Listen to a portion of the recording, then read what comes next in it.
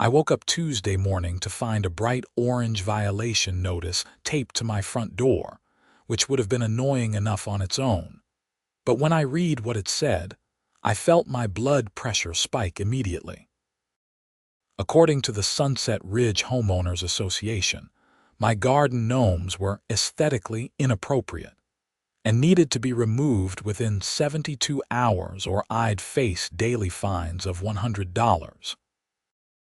I stood there in my bathrobe, coffee mug in hand, staring at the notice like it might suddenly rearrange itself into something reasonable.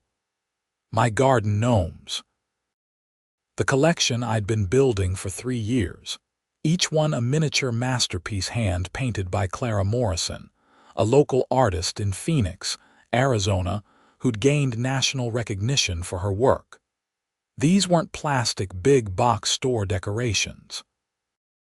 Each gnome was carved from sustainable wood, painted with care and precision, and told its own story.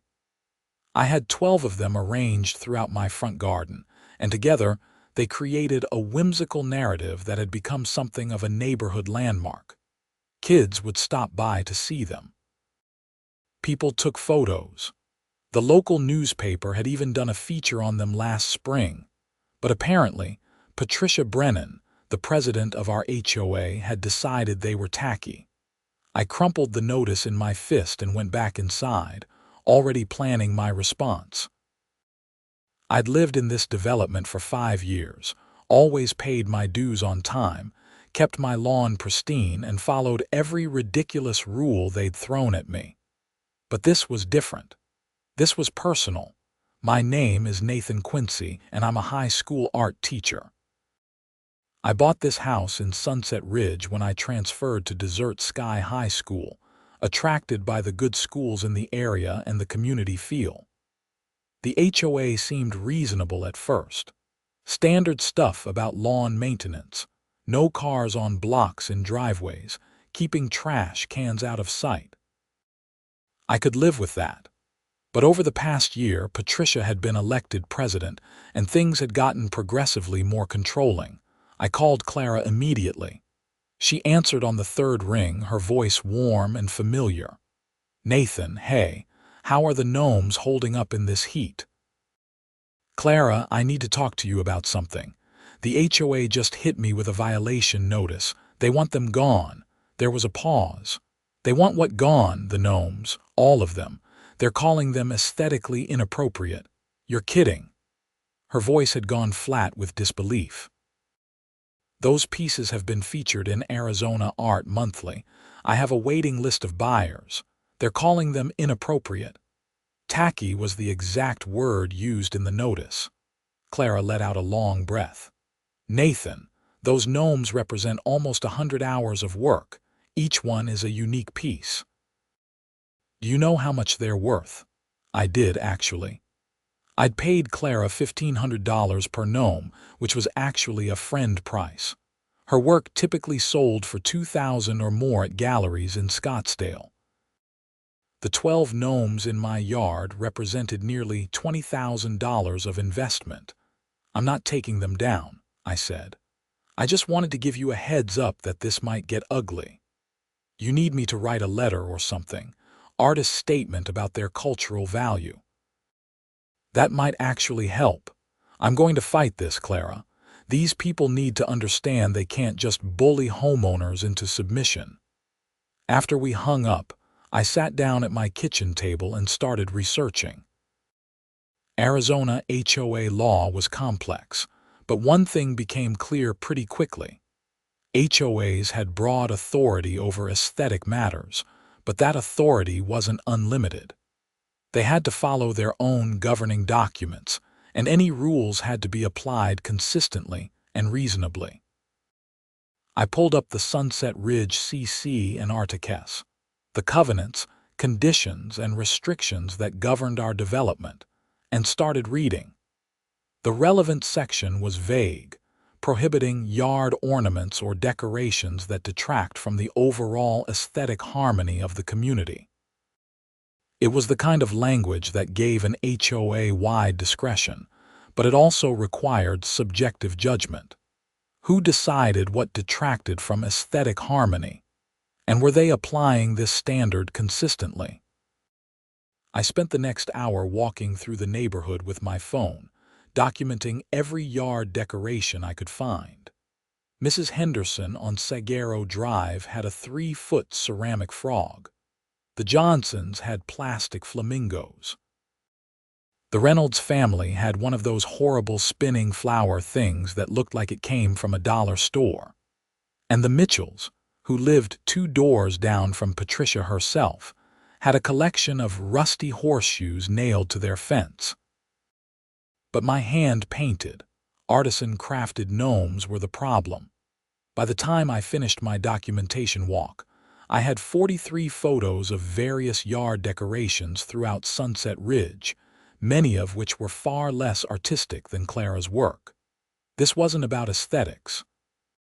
This was about something else. I decided to attend the next HOA board meeting, which according to the community website was scheduled for Thursday evening at 7. That gave me 2 days to prepare.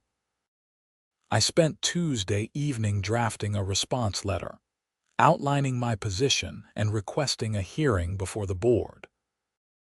I attached Clara's artist statement, which she emailed me within a few hours, along with copies of the article from Arizona Art Monthly and documentation of her exhibitions at respected galleries.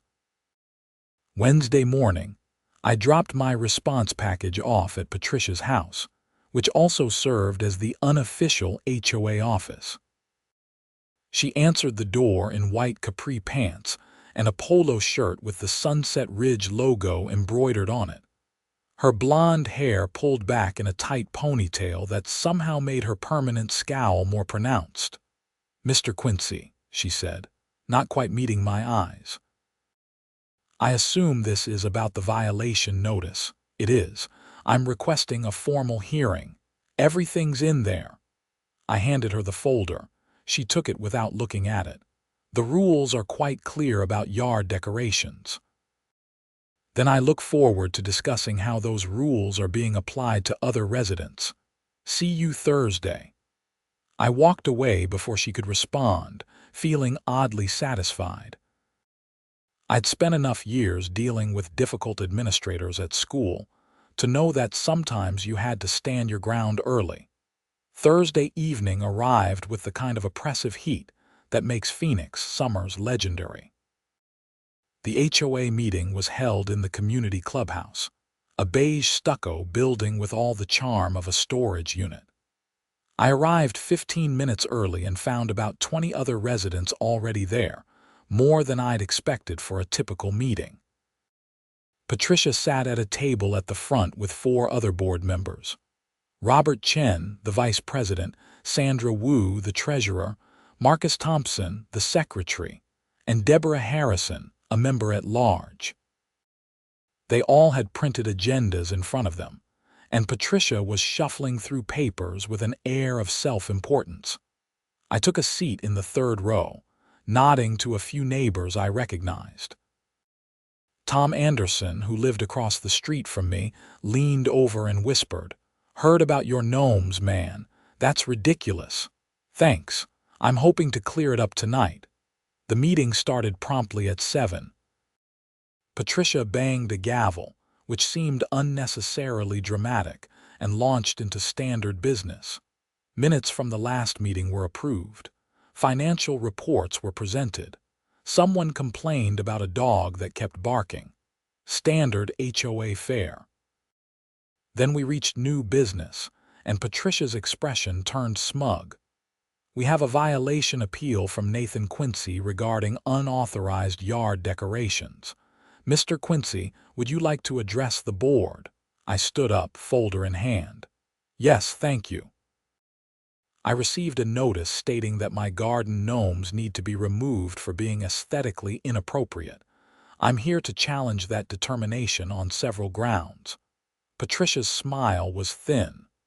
"The board has reviewed the matter and our decision stands. The gnomes are tacky and detract from the community's appearance. With respect, I haven't even presented my case yet. Robert Chen shifted uncomfortably. Let him speak, Patricia. That's the point of the hearing. Patricia's jaw tightened, but she gestured for me to continue. I walked to the front and laid out my documentation.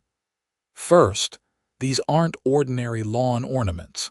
Each gnome is a hand-painted original piece by Clara Morrison, a recognized artist whose work has been featured in galleries throughout Arizona. I have documentation here from Arizona Art Monthly, exhibition catalogs, and an artist's statement explaining the cultural and artistic value of these pieces. I passed the materials to the board members. Sandra Wu actually looked interested, flipping through the pages. Second, the CC and Articus prohibit decorations that detract from aesthetic harmony, but that standard isn't being applied consistently. I've documented over 40 examples of yard decorations throughout Sunset Ridge, many of which are mass-produced plastic items with no artistic value whatsoever. Yet only my gnomes have been targeted. I projected the photos on my phone onto the wall using the clubhouse's display system. The images cycled through: plastic flamingos, ceramic frogs, spinning flowers, rusty horseshoes, even a garden full of painted rocks arranged to spell out "Go Cardinals."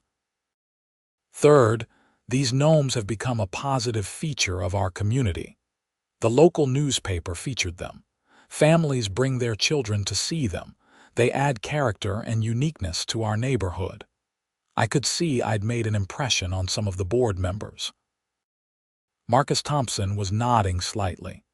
Sandra Wu was still examining Clara's credentials, but Patricia's expression had only hardened. Mr. Quincy, the board appreciates your passion, but our decision is based on multiple complaints from residents who find the gnomes inappropriate. We have to consider the wishes of the majority. Multiple complaints. Can you tell me how many? Patricia shuffled papers. That information is confidential. Is it one complaint, 2? 10. The board is threatening me with daily fines based on complaints you won't even quantify. We received sufficient complaints to warrant action. Tom Anderson stood up from the audience. I'd like to know who complained too. I live across from Nathan and I love those gnomes. My kids ask to see them every day. Another voice chimed in. Same here. They're adorable. Patricia banged her gavel. Order, please. This isn't a town hall. Robert Chen leaned forward. Patricia, I think Nathan raises valid points about consistent application of the rules. I'm looking at these photos and I have to say, some of these other decorations are definitely more questionable than hand-painted wooden gnomes. The complaints were specifically about gnomes, Patricia insisted. Then maybe we should look at who complained and their motivation, I said. Because from where I'm standing, this looks like selective enforcement. Patricia stood abruptly. The board will take this matter under advisement and respond within 10 business days. Meeting adjourned. She banged the gavel again and started gathering her papers. The other board members looked surprised by the sudden ending, but Patricia was clearly done discussing it. As people filed out, several neighbors stopped to offer support. Tom invited me over for a beer. A woman named Rachel Kim said she'd sign a petition if I needed one. Even Marcus Thompson, the board secretary, pulled me aside in the parking lot. For what it's worth, he said quietly, I think Patricia's being unreasonable. Those gnomes are fine. Better than fine, actually. My wife and I walk past your house on purpose just to see them. Then why not vote against this? He hesitated. Patricia has a way of making things difficult for people who cross her. I know that sounds cowardly, but I have to live here too, so do I, and I'm not taking them down. Marcus nodded slowly. Good luck, Nathan, I mean that. I drove home frustrated but not discouraged. The board was clearly divided, and I had community support. Patricia was the problem, not the board as a whole. I needed to figure out why she had such a vendetta against my gnomes specifically. The next morning, I got my answer. I was leaving for work when I noticed Patricia across the street, talking to my neighbor Lydia Martinez. They were both looking at my house, and Patricia was gesturing emphatically. When she saw me watching, she turned away abruptly and walked to her car. I caught up with Lydia before she went back inside. "What was that about?" Lydia looked uncomfortable. "Nathan, I like you and I like your gnomes, but Patricia is really pushing this. She's been going door to door trying to get people to sign a petition against them."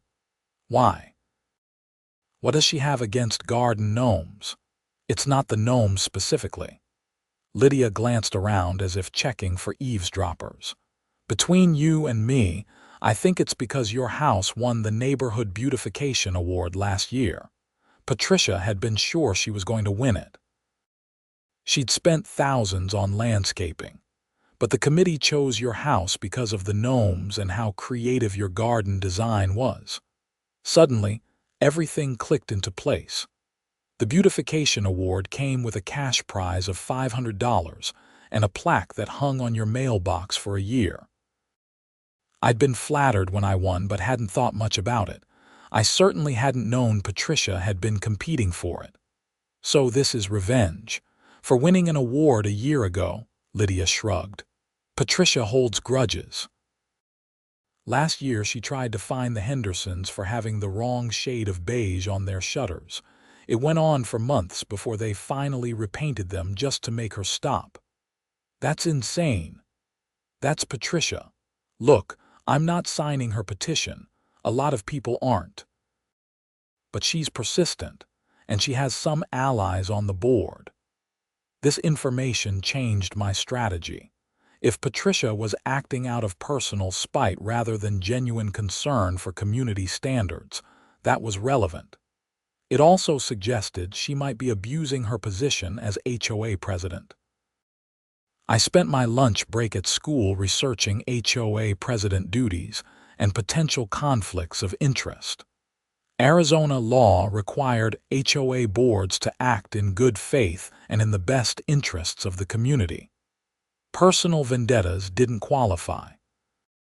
If I could prove Patricia was using her position to settle a personal score, I might have grounds for a bigger challenge. Over the weekend, I did more investigating. I talked to neighbors, carefully documenting who had signed Patricia's petition and who hadn't. Out of approximately 200 homes in Sunset Ridge, she'd managed to get 37 signatures. Not exactly a groundswell of community outrage. I also discovered something interesting. 3 of the people who'd signed were on Patricia's personal Facebook friends list and regularly liked her posts. One of them, Karen Hallbrook, was Patricia's sister-in-law. This wasn't a representative sample of community opinion. This was Patricia mobilizing her social circle. Monday afternoon, I got a letter from the HOA.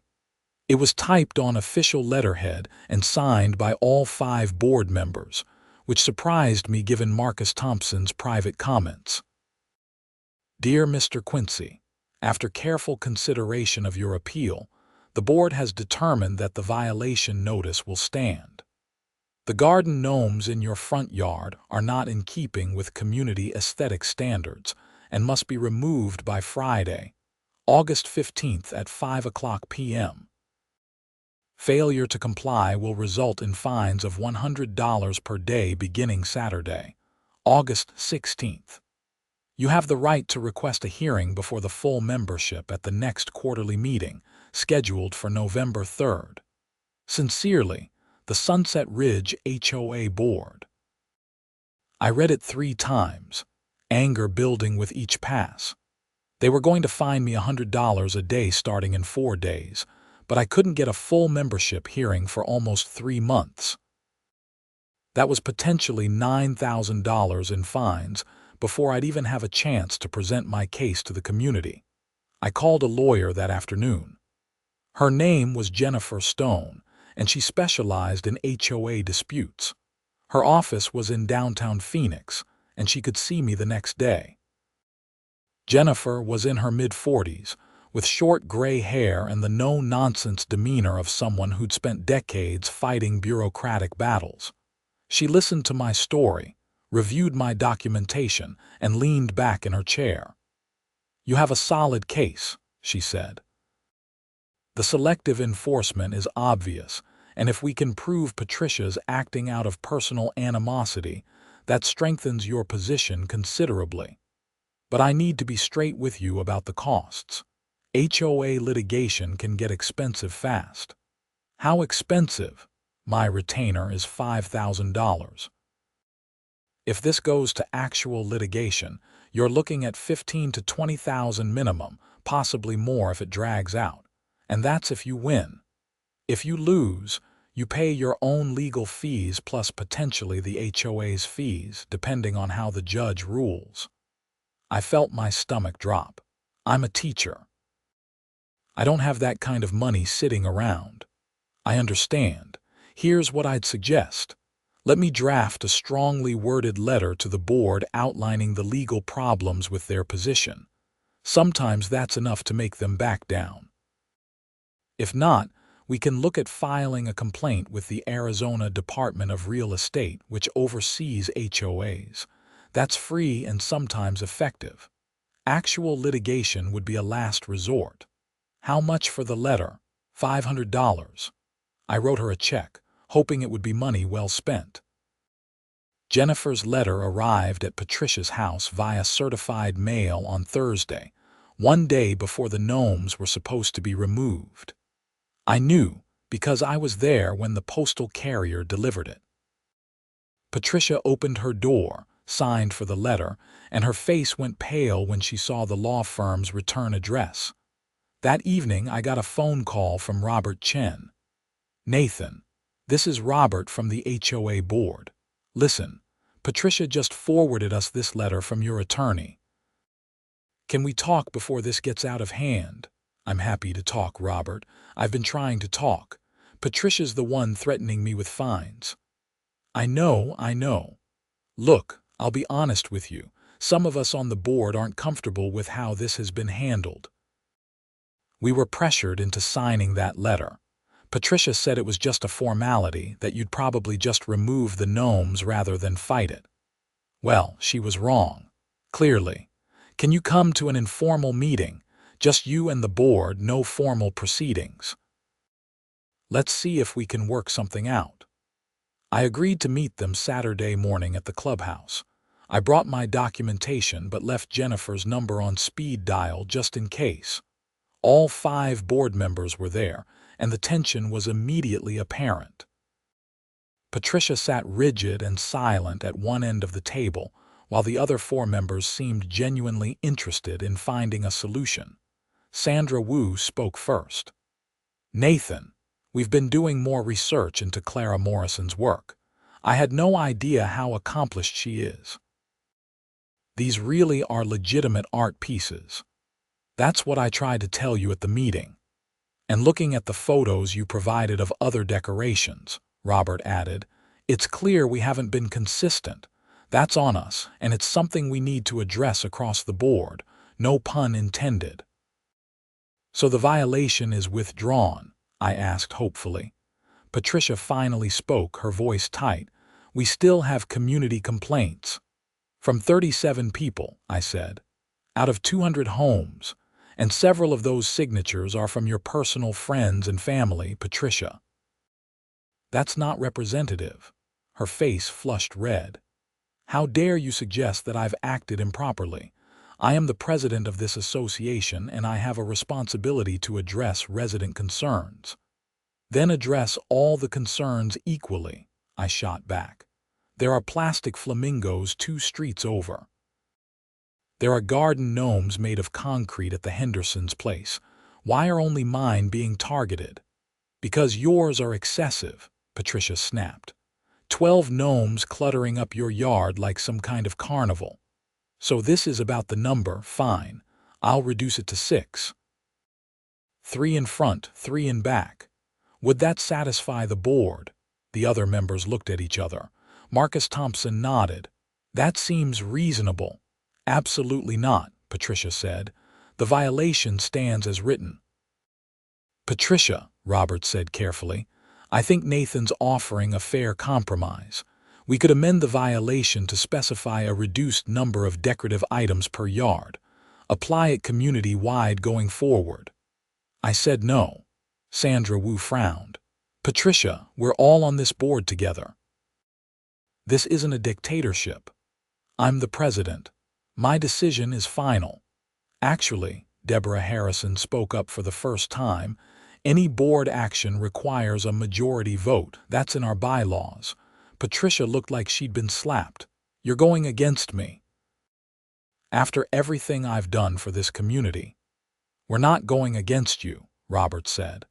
We're trying to find a reasonable solution that doesn't involve legal action.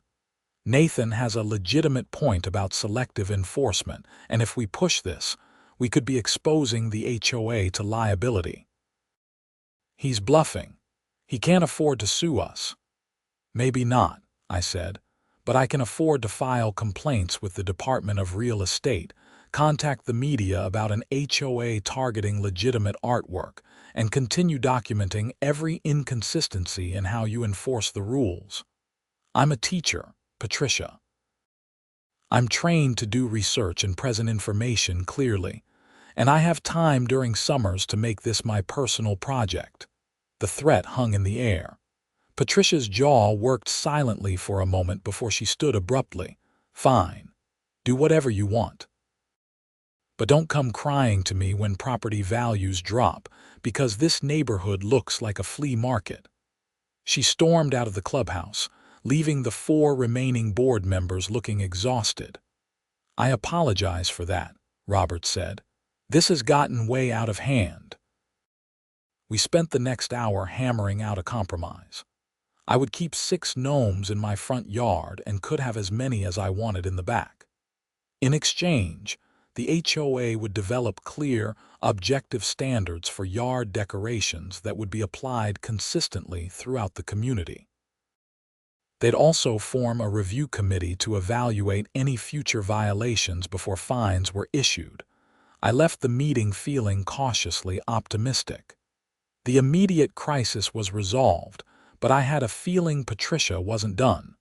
I was right. Over the next 2 weeks, I received 3 additional violation notices. One claimed my lawn was a 1/4 inch too tall, which was absurd because I'd mowed it 2 days earlier. Another said my trash cans were visible from the street, even though they were in the same spot they'd been for 5 years. The third cited me for having a commercial vehicle in my driveway, referring to my 10-year-old Honda Civic that had a small dent in the back. Each notice came with threatened fines. Each was signed by Patricia alone, without board approval. I documented everything and forwarded it to Jennifer Stone, who sent another letter pointing out that Patricia was exceeding her authority. Board presidents couldn't issue violations unilaterally. That required a majority board vote. The other board members were clearly frustrated with Patricia, but they seemed reluctant to directly confront her. The politics of small community governance were apparently more complicated than I'd realized. Then things escalated in a way I hadn't anticipated. I came home from work on a Wednesday in late August to find 3 of my gnomes missing from my front garden. Not just moved or knocked over. Gone. The spaces where they'd been were empty, with just slight depressions in the soil to show they'd ever been there. I immediately called the police. Officer David Martinez arrived within 20 minutes and took a report. Each gnome was worth $1,500, so I was looking at $4,500 in stolen property. Any idea who might have taken them? Officer Martinez asked. I have suspicions, but no proof. HOA dispute. How'd you know? He smiled slightly. I work this area. HOA disputes are about half our calls. Usually not theft, though. That's new. I gave him Patricia's name and explained the situation. He made notes but cautioned me that without evidence, There wasn't much he could do beyond file the report. Set up cameras, he suggested. If someone's targeting your property, they might come back. I took his advice.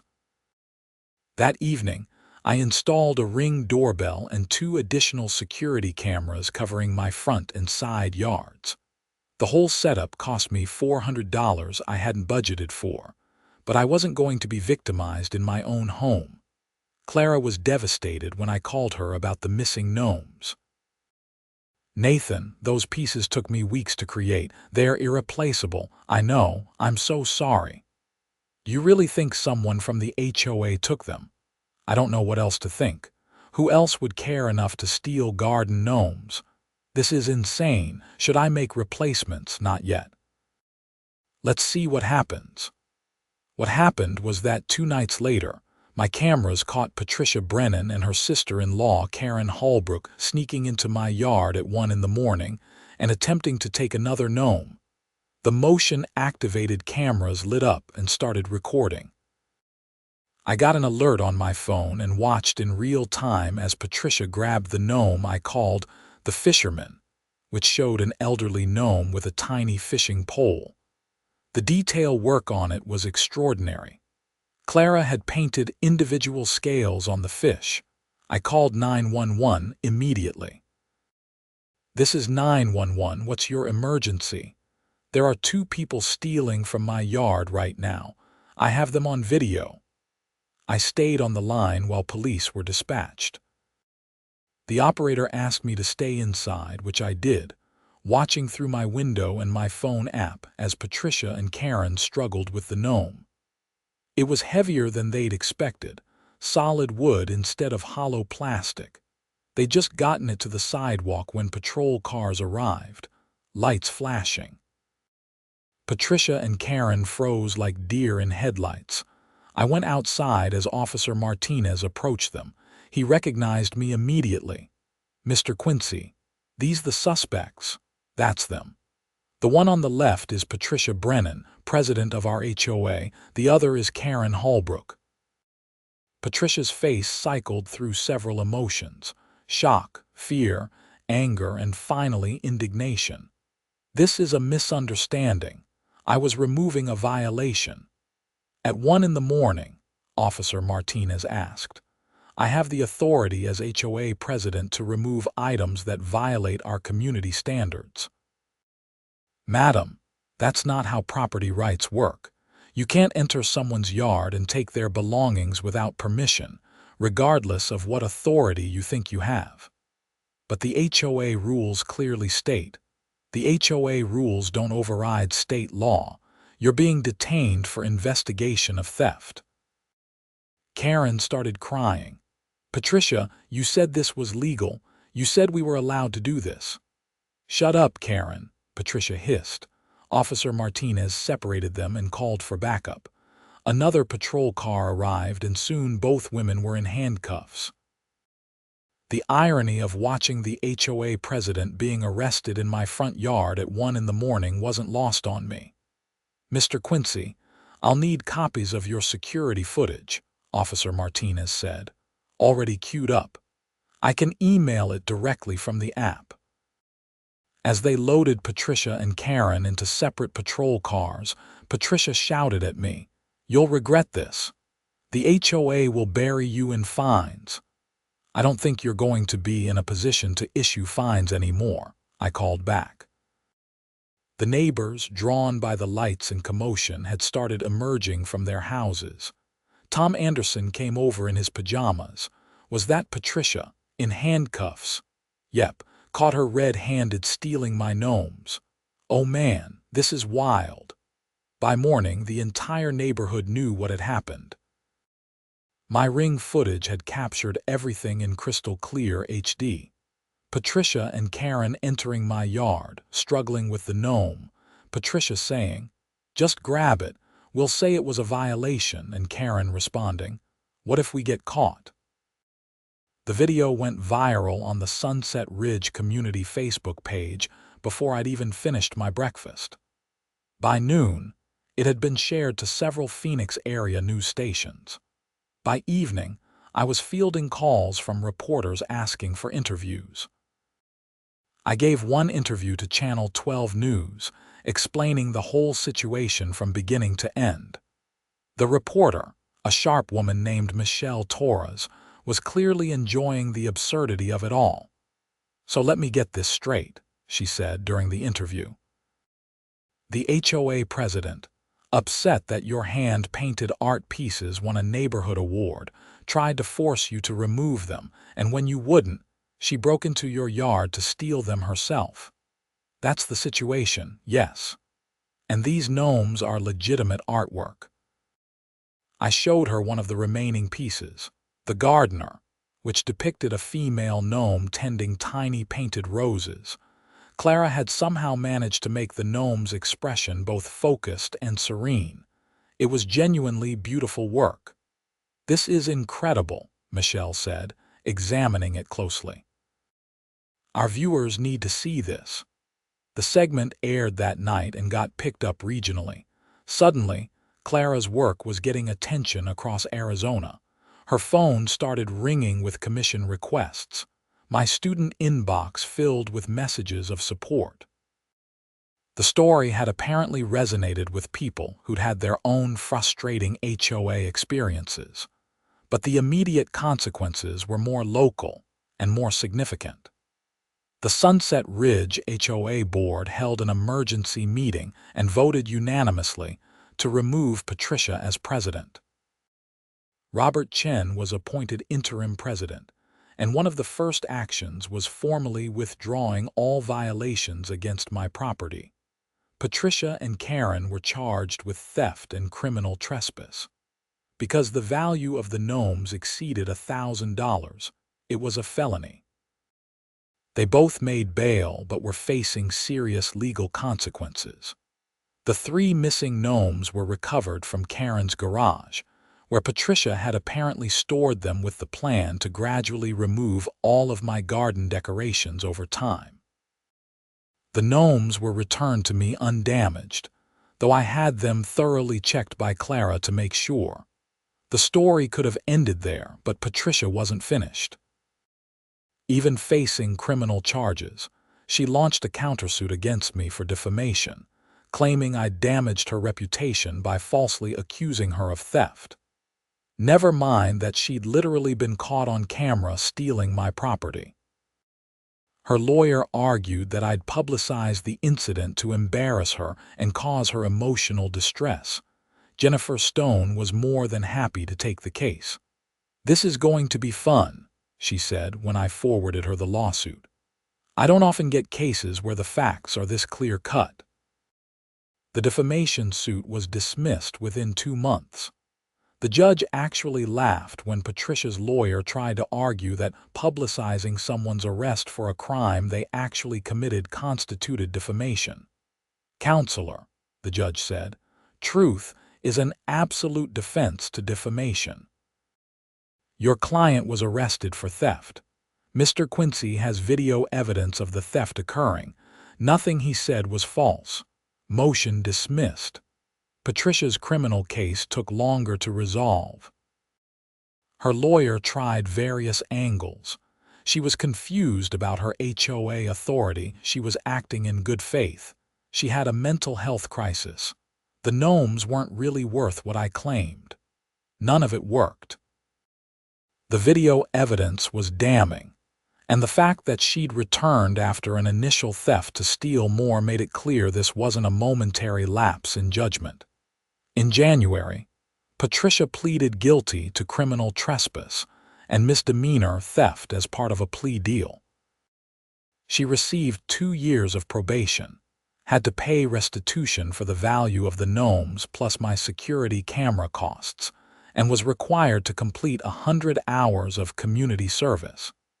She was also permanently banned from serving on the Sunset Ridge HOA board. Karen, who cooperated with prosecutors and testified that Patricia had convinced her the removals were legal, received a lighter sentence: 1 year of probation and 50 hours of community service. The HOA itself underwent major changes. Robert Chen, as the new president, completely rewrote the enforcement procedures. No more unilateral decisions. All violations now required a majority board vote with clear documentation and photographic evidence. They established an appeals committee made up of regular homeowners, not just board members, and they brought in a professional management company to handle day-to-day operations, reducing the potential for personal conflicts to influence enforcement. The Gnomes became something of a landmark. The Phoenix New-Times did a feature story on them titled "The Garden Gnomes That Took Down an HOA." Clara Morrison's career took off. She was invited to exhibit at galleries in Scottsdale, Sedona, and even got interest from a gallery in Santa Fe. She made me 3 replacement gnomes free of charge, refusing payment despite my insistence. "Nathan, you gave me more publicity than I could ever buy," she said. "These are my thank you." The 3 new gnomes depicted Patricia in various unflattering situations. One showed a gnome stealing things in the night, another showed a gnome being led away in tiny handcuffs, and the third showed a gnome with a gavel and a crown, looking absurdly self-important. Clara's sense of humor about the whole situation was remarkable. I put all 3 in my front garden, and they became the most photographed pieces in the collection. My students at Desert Sky High thought I was the coolest teacher in school. Mr. Quincy got an HOA president arrested, became a legend that got more embellished with each retelling. By the time the story had circulated through the school, I'd apparently fought off Patricia in hand-to-hand combat, and the gnomes were worth $1 million each. I didn't bother correcting the exaggerations. It was nice being the hero of a story for once. The legal fees ended up costing me about $8,000 total, but I recouped some of that through a small settlement from the HOA's insurance company.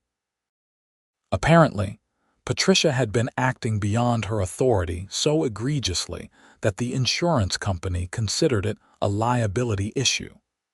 They paid me $5,000 to avoid any further litigation, which Jennifer negotiated for an additional fee that was modest by lawyer standards. More importantly, my homeowner's insurance covered the initial theft under my personal property coverage, so I got the full replacement value of the 3 stolen gnomes. Between insurance, the settlement, and the restitution Patricia was required to pay, I actually came out slightly ahead financially, not counting my time and stress. The bigger win was the community change. Sunset Ridge became a genuinely nicer place to live once Patricia was gone. Robert Chen was a fair and reasonable president who actually seemed to care about fostering community rather than controlling it. Enforcement became consistent and transparent. People stopped being afraid of arbitrary violations. Property values, contrary to Patricia's dire predictions, actually went up slightly. Turns out that a community known for supporting local artists and standing up to petty tyranny was more attractive to buyers than one known for rigid conformity and hostile leadership. Tom Anderson and I became good friends. His kids still visited the gnomes regularly, and he helped me expand my garden to include some of Clara's other work. She'd started creating wooden painted animals too, foxes, rabbits, roadrunners. My yard became a showcase for her art, and she sent potential buyers to see it as an example of how her pieces could be displayed. I testified at Patricia's sentencing hearing, which was an odd experience. The prosecutor asked me to describe the impact of her actions, and I had to balance honesty with not being vindictive. The theft itself was violation enough, I told the judge. But what made it worse was the abuse of authority. Patricia used her position as HOA president to harass me for months before resorting to theft. She created an environment where homeowners felt afraid to express themselves or improve their properties. That kind of petty authoritarianism doesn't belong in a community. The judge nodded and made notes. When it was Patricia's turn to speak, she gave a brief apology that felt perfunctory rather than genuine. But she was subdued, a shadow of the aggressive woman who taped that first violation notice to my door. As I left the courthouse, I felt mostly relieved. The whole ordeal had taken 6 months of my life, but it was finally over. Justice had been served, the community had been improved, and my gnomes were safe. Clara held a gallery exhibition in Scottsdale in March, titled Garden Stories. Every piece was a variant on her signature gnomes and garden creatures, each one telling a tiny narrative in wood and paint. The centerpiece was a large installation showing 12 gnomes in various poses and occupations, a tribute to my original collection. The show was a massive success. Almost everything sold. I bought one piece, a gnome holding a tiny gavel and looking bemused, titled Authority. Clara inscribed the bottom. For Nathan, who reminded us that art is worth defending, never stop fighting the good fight. It sits on my mantle now, a reminder of the weirdest conflict I've ever been involved in. Looking back, I sometimes wonder what would have happened if I just removed the gnomes when Patricia first demanded it. I would have saved myself months of stress and thousands of dollars in legal fees. My life would have been simpler, but I also would have let a bully win. I would have taught my students that authority figures should be obeyed even when they're wrong. I would have sent Clara the message that her art wasn't worth defending.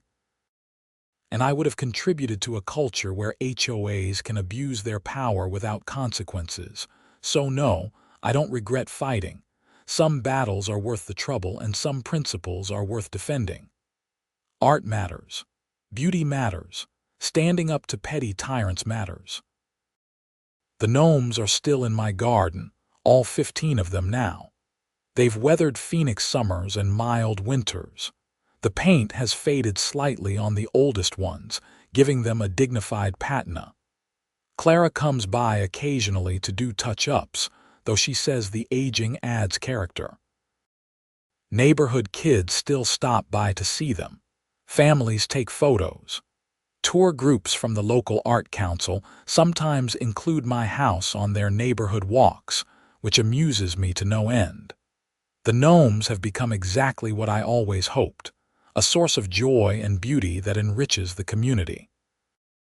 Robert Chen stepped down as HOA president after 2 years, having stabilized the organization and established better governance practices. His successor, Angela Rodriguez, has continued his reforms. The HOA now publishes transparent enforcement reports and actively seeks resident feedback. They've even established a community art program, installing sculptures and murals throughout the development. Sunset Ridge has become known as one of the more progressive HOAs in the Phoenix area, which would have seemed impossible during Patricia's reign. I still teach at Desert Sky High School. My students still think the gnome incident makes me cool, though each year's class knows less about the details as time passes. It's become school mythology, like the chemistry lab explosion in the 90s that no one can quite verify happened. I've been asked to speak at a couple of HOA reform conferences, which is surreal. Me, an art teacher, giving advice about community governance. But I've learned that the principles are similar. Respect people, communicate clearly, apply rules fairly, and remember that you're serving the community, not ruling it. Patricia moved away from Sunset Ridge about a year after her conviction. I heard through the neighborhood grapevine that she and her husband bought a condo in Tucson, somewhere without an HOA. The irony wasn't lost on anyone. Karen still lives in the neighborhood but keeps a low profile. We've never spoken since that night in my yard. Clara Morrison has become a successful professional artist. Her pieces now sell for $3,000 to $5,000, and she has a waiting list of clients. She's expanded beyond gnomes to create entire garden scenes, often with social commentary embedded in the details. One of her pieces, showing a gnome standing defiantly in front of a fortress made of rule books, hangs in a gallery in Phoenix and is titled Sunset Ridge. She won't sell it, despite offers. She says it's her reminder of why she makes art. The whole experience taught me something important about community and about standing up for what matters. HOAs exist to protect property values and maintain standards, but they're made up of people, and people can abuse power. The only thing that stops abuse is other people being willing to stand up and say no. My no started with garden gnomes, which sounds absurd, but it ended with a fairer, more transparent system that protects all homeowners. It ended with an artist getting recognition she deserved. It ended with a bully being held accountable. I still get random messages from people who heard about the story. Some are dealing with their own HOA disputes and want advice. Others just want to say the gnomes made them smile. A few are former students who remember the incident and want to share how it influenced them to stand up for themselves in their own lives. Last month, a family moved in down the street and installed an elaborate fairy garden in their front yard. Tiny painted houses, miniature furniture, LED lights in the trees. It's magical and whimsical and probably would have given Patricia a heart attack. No one from the HOA said a word. The fairy garden stays, adding to the neighborhood's charm. That's Patricia's legacy, though not the one she intended. By trying to control everything, she ended up creating a community that values creativity and individuality. By attacking art, she helped an artist's career flourish. By abusing her authority, she led to reforms that protect everyone. My gnomes stand in my garden, each one a tiny work of art, each one a reminder that beauty is worth fighting for. The fisherman still holds his pole. The gardener still tends her roses. The musician still plays his painted violin. And the 3 Patricia-themed pieces stand as sentinels, whimsical reminders that even the most serious conflicts can be met with humor and grace. Sometimes on summer evenings, I sit on my porch with a cold drink and just look at them. Neighbors walk by and wave. Kids stop to count them and point out their favorites. Dogs sniff curiously at their bases. Life goes on in Sunset Ridge, better and brighter than it was before. The gnomes are tacky, Patricia said. They detract from the community, she insisted. They had to go, she demanded. She was wrong about all of it. The gnomes are art. They enhance the community. And they're not going anywhere. I'm Nathan Quincy. I live in Sunset Ridge, and I won the war against my HOA armed with nothing but 15 hand-painted garden gnomes and the refusal to back down. It was absolutely worth it.